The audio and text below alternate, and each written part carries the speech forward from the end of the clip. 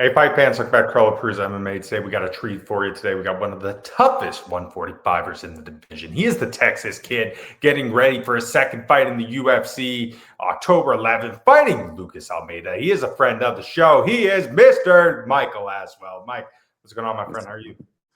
Man, doing great. Life's great. I'm feeling blessed and excited to fight, bro. Absolutely, man. So, the first time around, your call was that same week. You only got a few days to prepare for it. Now getting a full-on fight camp. Pretty cool to be able to do this with like 8, 9 weeks notice. Yeah, man, it's been great. I think just giving me time to prepare and having the fight at my weight class, and like you said, just being able to really get locked in and figure out my game plan and just get put that work in, and get ready for my fight. So yeah, everything's been going good. I'm firing on all cylinders, man. Feeling great. Camp's been good, so can't complain. Absolutely, man. First time out, I took on a guy, Balaji, really tough guy. The contest didn't go your way, but overall, what was that whole experience like for you, man? Yeah, it was great. I think, like you said, it was short notice, couple of days up a weight class. But I couldn't say no to the opportunity. I was ready. I was ready to step in short notice, any given time, any given call. Call me for that. And, it was just like all the other fight weeks I've been around. Just this time it was a little different. It was me signing the posters, me in front of the cameras. But I've been ready for it. I've been around it. I've been had a little taste of the contenders, but this was the real deal. Being able to put on my shorts with my name on it and it say UFC on it was just big blessing, bro. One of my biggest goals I've had, growing up since I started doing this thing. So it's nice to see that everything that I've been dreaming, I've been achieving it and just knocking down every goal I've been setting for myself. So it was good. It was a great week.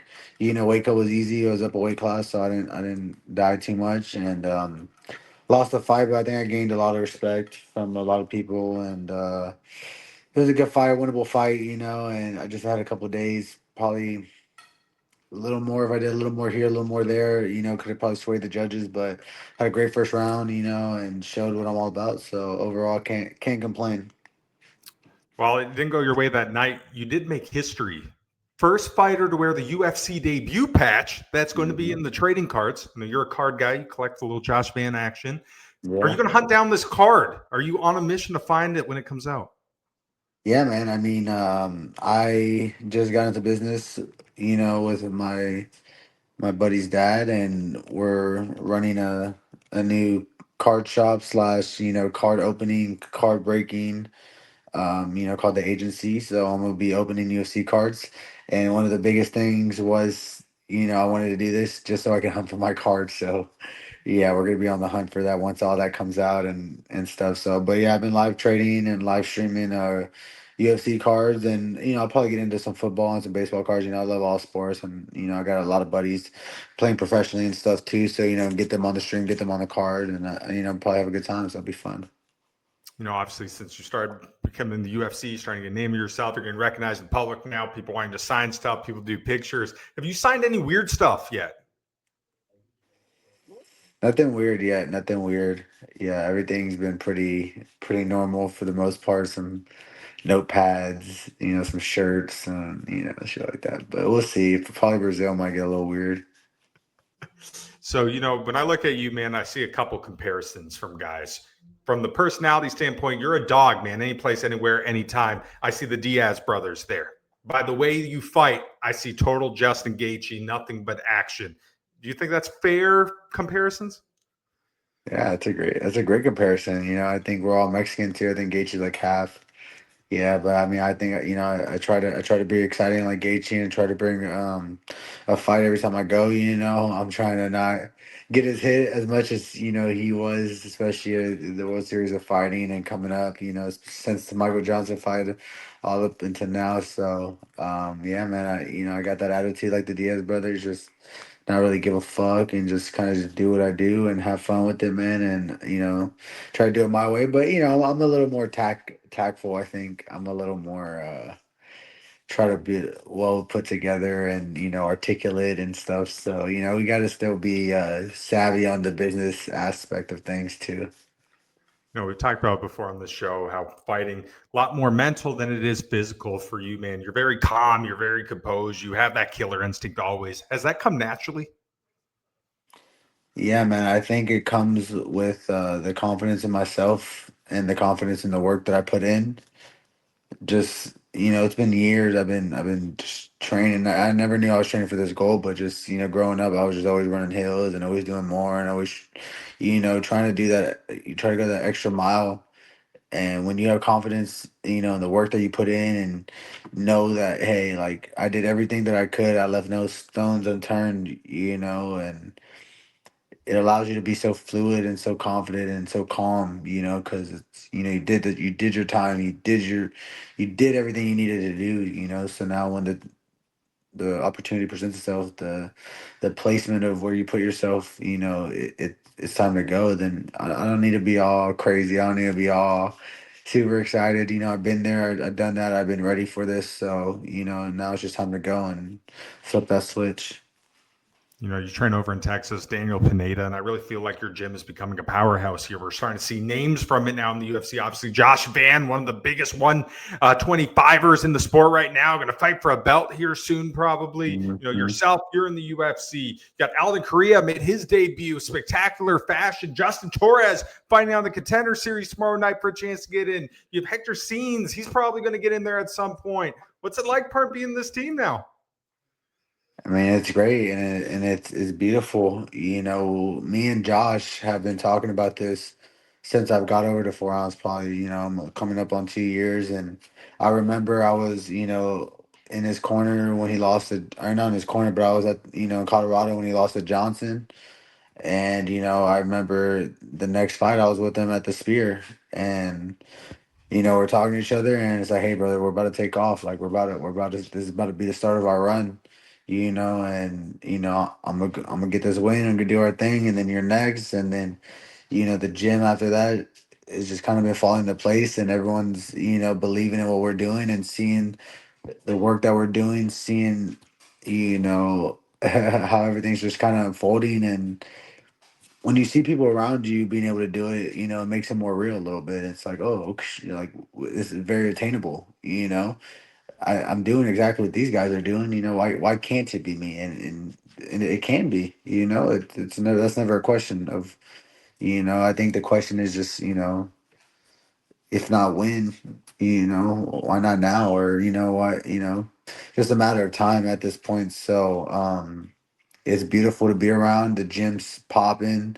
We're happy. We're on fire. Confidence is high, and the biggest thing is just to keep this thing rolling and keep the activity going. Absolutely. You were in Vegas when Van fought Royval. I mean, what an amazing fight that was. Got a huge win. I think was crazy is afterwards on your Instagram stories, you guys are going through the hotel and there was a mob of people, security trying to bring you through. It's like Michael Jackson was walking through or something. What was that like being in part of all that? Yeah, man, Josh is a superstar, man. And the fans love him. And I'd be lying to say I wasn't instigating and, yelling like the champ is here, the champ, Josh, man. So I'd be lying if I say, yeah, you can take a couple of pictures. Come on, but a couple of pictures turned into 10 pictures, and 10 turned into 20, and 20 to 50. And the next thing you know, we're surrounded, and we're like, oh shit, what the fuck just happened? And we get to the elevators, try to go up the elevators, elevators are broken. And so we're in the elevators looking out, and the whole fucking, you can't even walk out the elevator. It's packed with all these fans, and we're like, oh my God. So we had to get security to push through all the fans. You had to go through the back, literally had to go through like a back entrance, like the movies, bro. Like back freight train entrance to get up, bro. It's crazy, man. So we're probably, unfortunately, gonna have to skip the hotel on this next fight when he fights for the belt. We'll probably got to get an Airbnb or something. Very, very cool. You mentioned fans in this day and age. We have a term called the casual fan. Don't get me wrong. Every fan is good. These are great for the sport. But, these are the type of people sometimes you might hear twist them in the what. You see some crazy comments. I feel like you're a type of guy, if your personality, the way you fight, you embrace this stuff. I mean, do you feel like you're a type of guy that's really going to play up for these casuals that become a huge name in the sport? Oh yeah, 100%. You know, I think I think there's a lot of people talking about these 145 prospects, and they're not mentioning my name, you know, and that's okay because I haven't had a fight at 45 yet. So, you know, I think when I fight Almeida, it's really going to put a lot of people on notice, not just the fans, these casual fans, like you said, but I think people within the UFC and fighters in my weight class are going to be like, oh, who's this kid, you know? And, you know, after my fight with Almeida, they'll be talking about me as, you know, one of these prospects on the come up, you know, because birthday's this Saturday. You know, I'm gonna be 25. I'm still young. I think you know I got in at a good time, and you know I'm ready to rock. I'm ready to roll. I'm ready to show the world who I am. So it's gonna be Absolutely. good. So you're Yeah, taking on Lucas Almeida.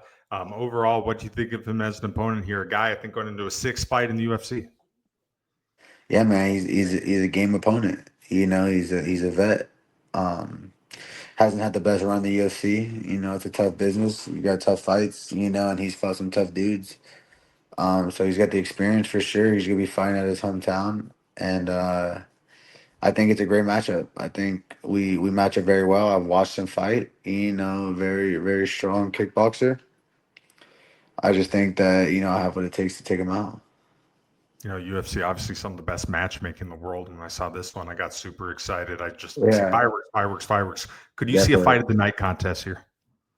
for sure. Yeah, if I don't finish it early, then it could potentially be fight of the night. You know, hopefully maybe a late finish or something. But like you said, bro, we got the styles that match each other. You know, they like the way I fight. Clearly, they you know they had to put me in a crowd in front of Brazil, so. You know, I'm excited. I'm ready to go fight in front of the people. That's what it's all about. You know, flying around the world on someone else's dime. That's the name of the game. So they're paying me to go take somebody out in Brazil. So I can't complain. You know, I got a good life. Do you get excitement out of that, knowing that you can play spoiler, probably going to get there, get booed, take out the guy in his place?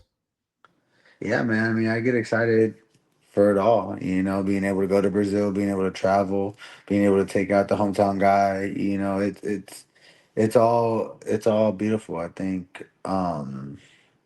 Shit, even if I was just fighting in a hometown in Vegas and it was taking on some random dude and a random, you know, I get excited. But yeah, I think this one pumps me up a little bit just because of the significance a little bit. You know, when you watch fights and you used to watch them back in the day when they were in Brazil, how crazy they go and all their crazy chants. Some people they're gonna die and stuff. You know, being able to watch that and can't even hear the commentators because the crowd's so loud. Like that's those are the kind of you know arenas and those are the kind of things that you dream about or that where you know you're shaking hands with all the crowd people and just going in there and fighting and doing what I love. Man, I'm blessed and I'm excited and I'm happy to be able to go fight for an organization like the UFC at my weight class and for them to be able to give me that this opportunity. It's a blessing, man. It's great. So yeah, I'm definitely excited. Playing Absolutely. spoiler, exciting. I mean, this is just all exciting, you know. I'm about to be in a different country in 2 weeks, so that's pretty cool shit. You know, this time around, you go from a smaller cage in the apex to a bigger one over in the arena. Do you think that suits your game better? It don't matter, bro. Small cage, bigger cage, littler cage, it's all good, bro. I think at the end of the day, like, um, you know, I'm gonna figure out what I need to figure out when I get in there. You know, I'm gonna have to adapt in the moment. I'm gonna have to switch up, maybe change some things, or who knows, maybe everything's just gonna go perfect, you know, according to plan. So I think the difference with the cage is just being able to move laterally, you know, to move left or right a little bit, kind of use that to his advantage. But you know, I think at the end of the day, it doesn't matter. We start cutting off the cages and start making it littler, you know, when we get in there. So we'll see. We'll see. I guess I haven't really fought in a bigger cage, so I guess I couldn't adequately tell you, you know, with the knowledge of being in there, if it's gonna affect it or not. But I'll go with no for now, You know, we've and talked in the I'll update you after. there you go. We've talked in the past about your relationship with your first coach, the late Saul Solis. For you, what's some of the best advice that he's ever given you that's helped you throughout this journey? Yeah, man. I mean, like, um, I think I just told you he was the one that told me like, hey, man, the name of this game is to fly around the world on someone else's dime, you know, and not pay for a thing, and do what you love. I think he used to just tell me all the time that you're capable of doing anything that you're capable of. You're capable of doing anything that you put your mind to. You know, and he's like, I truly believe you can be a champion. You know, I can make you a champion. And he's like, the only thing that's gonna stop you is life. You know, you never know what's gonna happen in this life. You know, one day you're here, one day you're not. And injury there, injury here, kid there. Life be life, and you know, I understand what that means. I know a lot of people understand what it means to go through life and have some hard times and struggles, and I'm just blessed that, you know, nothing too significant happened in my life where it derailed me from, you know, my plan, you know, my goals at hand. You know, I really just felt that this is what I'm destined to do. You know, I felt like, you know, I was destined to be great, and I've had this calling, and I've known it for a while that I was going to be special and stuff. So, you know, of course, having coach always tell me that, you know, you're not wrong for thinking that, or, you know, that you can achieve everything that you want to achieve. Those were just some of the best, you know, advice and things that he could tell me. I think the biggest one, you know, and his favorite one, he would always tell me, he would just say, don't be a bitch. And I think that has lived with me forever, you know, like, or he would say all the time, he said, just because you feel like a bitch, I mean, you gotta look like a bitch. Like, stand the fuck up. You know, like, so I think just growing up, and, you know, that's just something to live by, you know, like, someone's gonna kick you or hurt you, you don't gotta sit there and cry about it. You gotta sit there and do something about it, you know, just don't sit there and whine and, oh, I can't because of this, or I can't because of that. It's like, no, you can if you really want to. You put your mind to it and you do something about it, you know, you can do it and get it done. Absolutely. Do you think he'd be pretty excited to see what's going on right now? Yeah, man. I think I would actually make him smile. You know, one thing about Coach Shaw, he didn't really smile or laugh too much, but I think this one going to Brazil would probably bring back a lot of memories for him. You know, he's been around the world so many freaking times. I can't even imagine, you know, the things and the experiences that he had in Brazil, man. So I know he trained Cyborg for a while. I'm sure they had a bunch of camps out there. I'm sure, you know, they're probably in California too, training with her and stuff all over. But yeah, I know Coach is he's definitely smiling at me up there and just telling me, you know, I told you so. And I that motherfucker was never wrong. I swear, everything he told me has come true. So yeah, There you go. that guy was my law. You know, anything he would tell me, yes sir. I would always do it. Make sure you do your pushes and sit-ups every day. Yes sir. You know, I never anything he would tell me to do. All right, read this, do this. Yep, yes sir. You got it. Always There make you sure go. to do it. All right, before we wrap up here, I want to go through some big UFC fights coming up. I want to get your prediction who's going to win some of these matchups. So, we got a big pay per view in Vegas coming up here in the very near future. We've got Corey Sandhagen looking to get that 135 strap, taking on Merab Devashvili. Who wins that one? I'm gonna have to go with my boy Marab. I think it's gonna be a good fight. But I was just at the PI on Thursday and Friday, and we are actually training with the two champs were up there. Marab was up there working, and then Uncle Live was up there working. So champs were in the building. We're around all the champs. It was literally Marab in his camp, Uncle Live in his camp, and then me and Justice all upstairs. I was like, this is wild. There you go. Same night, mentioned one of the guys, Ankalaev, looking to defend that title now. Alex Pereira, second time around. Who's got it? Yeah, man, I think it's a tough fight for Alex, just matchup wise, stylistic wise. I hope he pulls it because, you know, he's exciting and we love him. But like I said, I was just hanging out with Uncle Live at the PI and the sauna and shit. So I'm gonna go for my boy Uncle Live. I think, like I said, I think he's just a tough matchup for Alex. Absolutely. And we got a big one in October. Heavyweight title on the line. Tom Aspinall taking on Cyril Gahn. Who wins that contest? That's a good fight, bro. I think it's more interesting than people let on to believe. I'm not sure, you know, if Tom's gonna try to grapple or not, or what he's gonna do. I think Gon is really good at striking on the feet. I think his range is very, very underrated. His range striking. He's long, throws kicks. Yeah, it sounds like I'm leaning Gons, which I am. So I know I'm probably gonna get fucking roasted, but I think Gon has a pretty good chance to win this fight stylistically. But he gets heavyweight. If Aswell lands a bomb, you know what happens. But I don't know. I think on the feet, Gon's pretty solid. All right, For last one heavyweight, here. for heavyweight, yeah. Last one here, big one, Madison Square Garden, main event. Jack Della Maddalena defending that recently acquired 170 title. Islam Makhachev moving up, trying to get that champ status. What happens here? Yeah, man. I mean, I didn't know too much about JDM until that Belal fight, and he definitely made me a believer and a fan. You know, he did. He had a really good fight, really good game plan. I think Islam's gonna try to push the wrestling a little bit. But Jack looked pretty good at the scrambles and his moving, and I don't know. I think his striking's a little. His angles, the way he moves, punches, his rolls is pretty slick. Islam's no punk though, you know. So I think it's gonna be a close fight. I'm leaning towards Jack, um, but I could see Islam getting it done. So we'll lean towards probably Islam. There you go. So you told me you're celebrating your birthday coming up here. You're a type of guy, man. You like to cut loose. You like to go out. You like to have a good time. So Michael Aswell celebrating his birthday. What are the party essentials? What do we got to be having here to have a good time? Well, since it's a fight week or a fight month birthday, it's not the essentials are gonna be a little different. But if it wasn't fight weeks in a couple weeks, we would definitely be in a casino somewhere for my birthday. We would definitely be ripping some some bets on some fucking games, some football games. Um, Me personally, I'm not too much of a drinker, but if we're drinking, maybe some tequila. Yeah, man, I think just my family and my friends around me, and I think we're good, bro. Family, friends, a casino. I think those are some essentials for me, and we'll be straight. Absolutely, man. How much fun are you having right now on this journey?